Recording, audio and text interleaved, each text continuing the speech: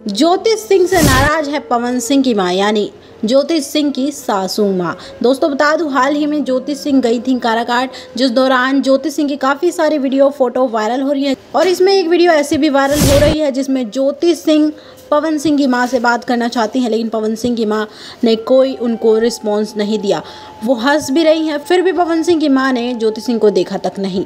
ऐसा लग रहा है कि ज़बरदस्ती ये दोनों एक साथ खड़े हैं, ऐसा लोगों का दावा है और ऐसे कमेंट्स आ रहे हैं इस वीडियो के नीचे। इसलिए हमने सोचा इस बात को आप सभी के साथ शेयर करा जाए।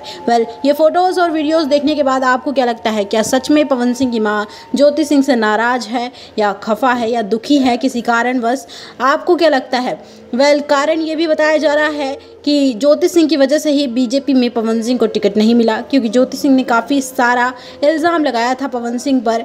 तो ये भी कहा जाता है कि पवन सिंह का टिकट ना मिलने का कारण ज्योतिष सिंह भी है। इस पर आप क्या कहेंगे?